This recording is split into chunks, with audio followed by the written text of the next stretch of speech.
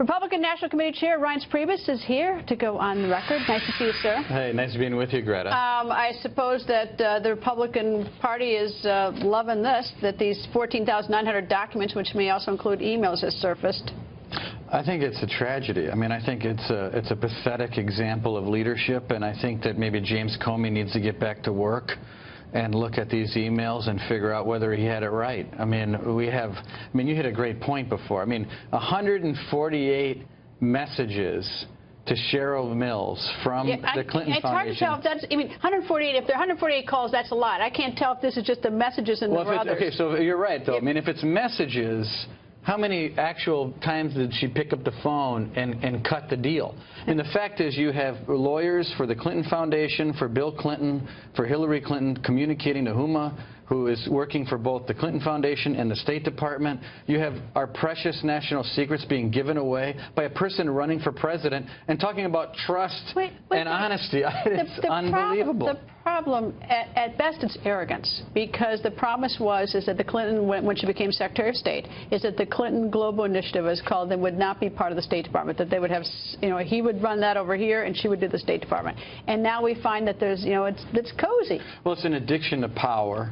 It is something that they set up in order to preserve their status in the world with world leaders taking foreign money.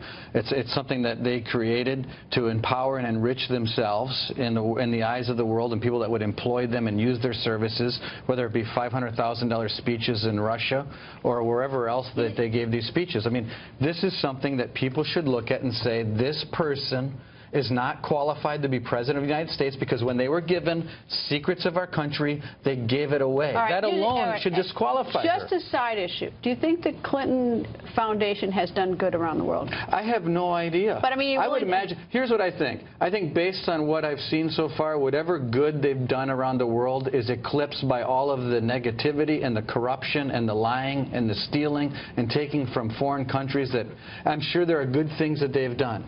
But you have to measure whether that good could have been better done by that money going to the Salvation Army or going to doctors overseas. I mean, because in comparison to what they've done, I don't know. Trump campaign, Donald Trump is, right now it seems as Secretary Clinton has him on the ropes a little bit. Can he turn it around, especially in light of the fact early voting begins in the all-important state of Ohio October 12th? Which is another good reason why the FBI needs to get their work done and not sit on this so that the American people can figure it out. Yes, of course. Look, he had a great week last week. I think another good week this week. I think this thing is back on the rails. And I would tell you, look at the polling today and over the weekend. I mean, we're talking about 3-4 points.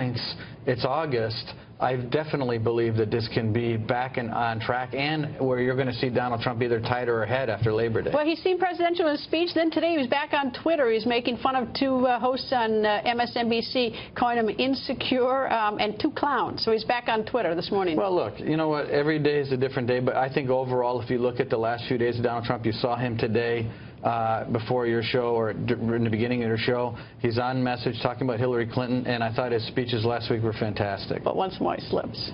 Well, look, you know what? These are things, it's very tough as a first-time campaigner to be in the middle of this media storm, and some of this stuff isn't fair, and some people just don't want to sit back and take it. I mean, he's somebody who just doesn't want to sit back and take a bunch of garbage from the media. And so, you know what? To a lot of people, I think it's refreshing. Mr. Chairman, nice to see you, sir. All right, take care.